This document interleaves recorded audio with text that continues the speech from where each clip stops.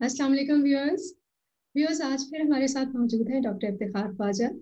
AIIMS Islamabad में neurology के department के हेड और प्रोफेसर रह चुके हैं।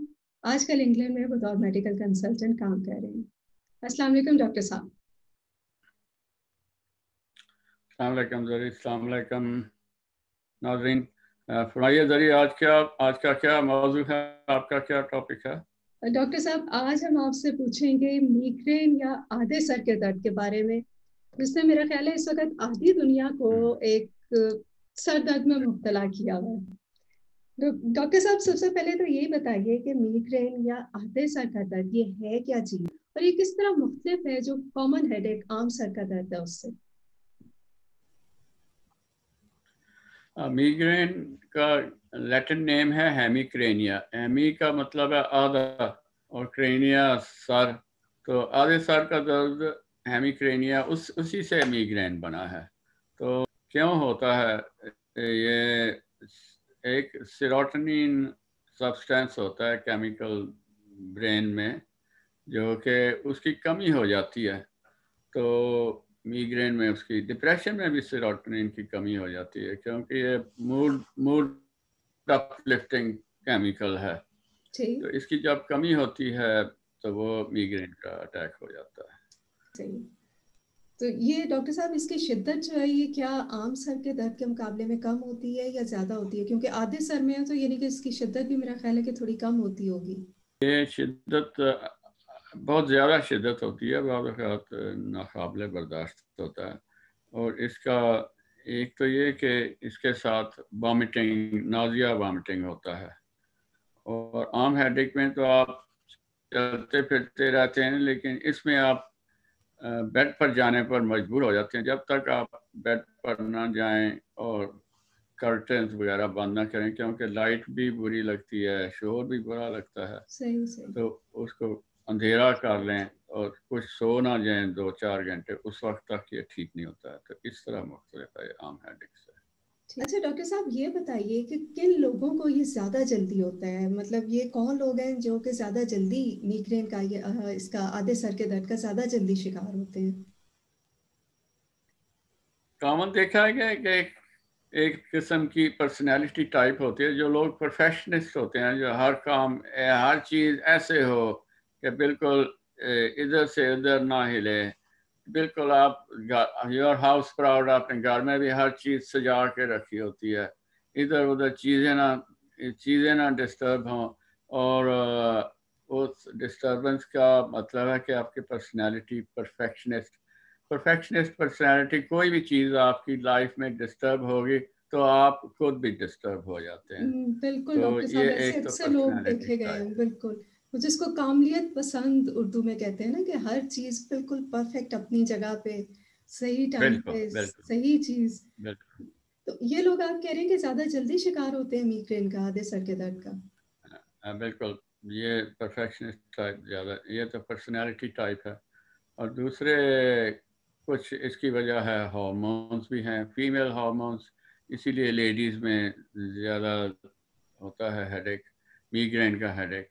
वैसे भी लेडीज़ में हेडेक ज़्यादा होते हैं। लेडीज में ज्यादा होते हैं या लेडीज बहाना ज्यादा करती हैं सर के दर्द का, जब वो कोई काम नहीं करना चाहती या अपनी बात मनवाना चाहती हैं?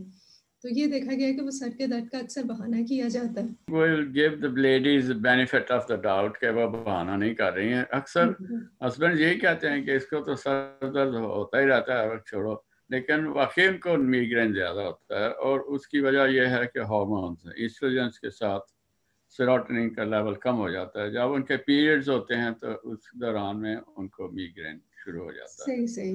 यानी कि डॉक्टर साहब एक से ज्यादा वजूहात हैं कि खवातीन को, एक तो उनकी परफेक्शनिस्ट ज्यादा तबीयत मेरा ख्याल है मर्दों के मुकाबले में खवातीन की होती है, और फिर हार्मोनल बिल्कुल चेंजेस जो है वो खवातीन में ज्यादा बिल्कुल पाई जाती हैं बनिस्बत मर्दों बिल्कुल। के। मर्दों में हार्मोनल चेंजेस की वजह से नहीं मीग्रेन होता है, फीमेल में हार्मोनल चेंजेस से होता है। और अक्सर औक़ात देखा गया है कि पीरियड्स शुरू होते हैं तो वो साथ मीग्रेन उसके साथ अटैच होता है। तो सही। इसलिए उनको बाद औक़ात उनका ट्रीटमेंट ही इसी तरह करना पड़ता है कि उनको ہم کنٹراسیپٹیو پل دیتے ہیں تاکہ وہ ان کے ہارمون کا امبیلنس ریسٹور ہو جائے, امبیلنس ٹھیک ہو جائے. تو مردوں میں دے آر لکی, ان کو ایسی کوئی چیز نہیں ہوتی ہے. بالکل ڈاکٹر صاحب, اور میرا خیال ہے خواتین کو ہوتا بھی مردوں کی وجہ سے ہی ہے, تو مرد ویسے بھی لکی ہیں, مردوں کے شوہر نہیں ہوتے اس وجہ سے ان کو کم ہوتا ہے. اچھا ڈاکٹر صاحب, یہ سب اکثر یہ دیکھیں کہ بعض لوگ کچھ خاص موقعوں پہ ان کو سر درد ضرور ہوتا ہے کچھ خاص چیزیں کھانے سے. جس طرح میری ایک فرینڈ ہے جو کہ دھوپ میں نہیں بیٹھ سکتی چاہے سردیوں کی دھوپ ہو, کیونکہ وہ کہتی ہیں کہ دھوپ سے ان کو سر درد ضرور ہوتا ہے. تو یہ اکثر لوگوں کو دیکھا جو کہتے ہیں کہ چاکلیٹ نہیں وہ کھا سکتے کہ اس سے ان کو میگرین کا اٹیک ہوتا ہے. تو کیا واقعی یہ حقیقت ہے یا یہ کوئی وہم ہے کہ سر درد شروع ہو جاتا ہے؟ ان کو میگرین ٹریگرز کہتے ہیں. یعنی بعض لوگوں کو چاکلیٹ کھانے سے ہوتا ہے, بعض لوگوں کو چیز پنیر کھانے سے ہوتا ہے, بعض لوگوں کو دودھ پینے سے بھی ہو جاتا ہے. اچھا. تو ان میں اس کو ہم ٹریگرز کہتے ہیں. تو جو چیزیں کھانے سے میگرین کا اٹیک ہوتا ہے وہ ایکچولی یہ وہم نہیں ہے بلکہ وہ واقعی ٹریگر, کیمیکل ٹریگر ہیں. تو لیکن آپ کو پتہ خود ہی چلے گا کہ آپ کو کون سی چیز کھانے سے میگرین ہوتا ہے اور کس چیز کو ڈاکٹر صاحب اوائڈ کس طرح کرنا. سے پتہ چلے گا کہ کیا ٹریگرز کیا ہیں؟ لیٹس سے کہ مجھے اگر ہوتی ہے میگرین تو اپنے ٹریگرز کا مجھے کس طرح پتہ چلے گا کہ کیا چیز کھانے سے ہوا ہے مجھے؟ بیسٹ یہ ہے کہ آپ ایک ڈائری بنا لیں اور دیکھیں کہ کس دن میں کس وقت شروع ہوا, کس وقت ختم ہوا اٹیک. اور پھر یہ دیکھیں کہ اس دن صبح آپ نے کیا ناشتہ کیا, دوپہر کو کیا کھانا کھایا, شام. تو اس طرح آپ کو پتہ چل جائے گا کہ اس دن آپ نے کیا چیز ایسی تھی جو مختلف تھی. وہ that was your migraine trigger تھا وہ. مطلب اس میں اپنی خوراک کا ریکارڈ رکھا جائے, اس دن ہم نے کھایا کیا تھا, اور اگر اس میں کوئی ہارمونل چینجز وغیرہ کا کوئی ہے تو اس کو بھی ریکارڈ کیا جائے. وہ بھی آپ ریکارڈ کریں گے کہ آپ کے مینسٹرل پیریڈ سے یا اور کوئی ایسی چیز تھی, وہ بھی یا آپ کوئی ریکارڈ کریں اسٹریسفل کوئی واقعہ اگر اس طرح کا ہے, ان چیزوں کو ریکارڈ کیا جائے جو کہ absolutely that's a very good idea. اگر کوئی بالکل اسٹریسفل بات ہوئی ہے. ٹھیک. ویسے ڈاکٹر صاحب کامن ٹریگرز کیا ہیں جو کہ مطلب کامنلی لوگوں کو ٹریگر کرتی ہے میگرین؟ یہ کامن ٹریگرز کیا ہیں میگرین؟ کامن ٹریگرز ملک, یعنی دودھ, چیز, نٹس کھانے سے, اخروٹ وغیرہ کھانے, نٹس سے بھی ہو جاتا ہے.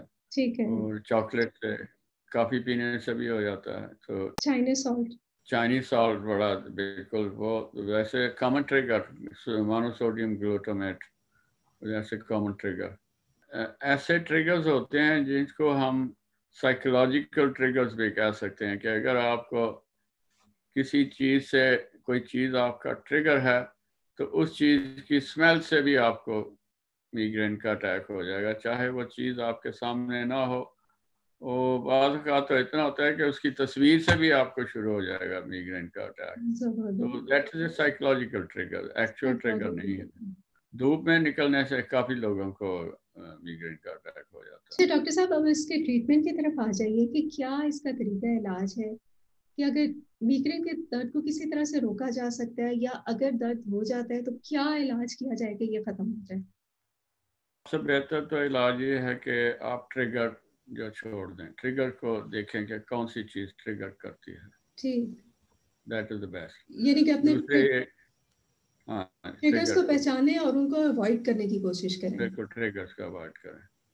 ڈاکٹر صاحب کچھ ٹریگرز نہیں بھی اوائڈ ہو سکتے, یعنی کہ اگر آپ کو دھوپ میں جانا ہی ہے, آپ کا کام اس طرح کا ہے اور دھوپ ہی آپ کا ٹریگر ہے, تو پھر اس کے لیے تو ہمیں کوئی نہ کوئی مطلب علاج کسی اور. ڈارک گلاسز بڑا اچھا آئیڈیا ہے, اور ساتھ اگر آپ ہیٹ پہن سکتی ہیں جو کہ دھوپ کو آپ کی آنکھوں کے اوپر دھوپ نہ پڑے, اور ڈارک گلاسز, تو وہ اس کا جو ٹریگر دھوپ والا ٹریگر ختم ہو جاتا ہے. ڈاکٹر صاحب چلیے یہ تو دھوپ سے بچ گئے, لیکن باقی بھی تو کچھ ٹریگرز آپ نے بتایا نا, جس طرح سے بعض لوگوں کی عادت ہوتی ہے کہ وہ ہر چیز کو ایک پرفیکشن اس میں دیکھنا چاہتے ہیں, تو کیا ان کے لیے کیا پھر طریقہ علاج ہے, کس طرح سے وہ اپنی میگرین کو دور کر سکتے ہیں؟ پرفیکشنسٹ لوگ نان پرفیکشنسٹ تو نہیں بن سکتے ہیں بالکل, لیکن پھر بھی وہ کچھ ریلیکسیشن سیکھ لیں تو زیادہ. ایک طرح کی بیہیویئر، اس کو ہم کہتے ہیں کوگنیٹو بیہیویئر تھراپی، یعنی کہ وہ سمجھیں، آپ اپنے آپ کو سمجھیں اور اپنے آپ کو ریلیکس کرنا سیکھیں. تو وہ آپ خود بھی کر سکتے ہیں، کسی کی مدد بھی لے سکتے ہیں کہ اپنے آپ کو آپ ریلیکس کریں، اور اس کے ساتھ آپ کے انشاءاللہ میگرین کے اٹیک کم ہو جائیں گے. ٹھیک. اچھا ڈاکٹر صاحب آپ یہ بتائیے کہ اگر ٹریگرز کو بھی اوائڈ کر لیں اور اپنی لائف سٹائل کو بھی اور اپنی پرسنالٹی کو بھی ہم تھوڑا سا ریلیکس اس میں لے آئیں، لیکن پھر بھی اگر سر میں درد ہو جاتا ہے، میگرین کا ایک اٹیک ہو جاتا ہے، تو وہ کیا پھر اس وقت علاج کیا جائے؟ اس وقت کیا مطلب ڈوز اینڈ ڈونٹس ہیں جس سے یہ سر درد ختم ہوگا؟ ایک تو یہ ہے کہ میں نے بتایا تھا کہ اٹیکس ہونے ہی نہ دیں.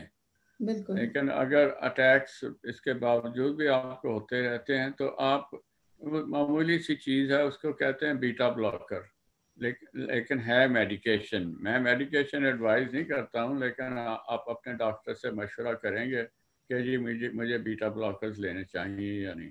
ان کا یہ فائدہ ہے کہ آپ کے اٹیکس کی فریکوینسی کم ہو جاتی ہے، اس کی انٹینسٹی یعنی شدت میں فرق پڑ جائے گا، اور اتنے جلدی نہیں ہوں گے.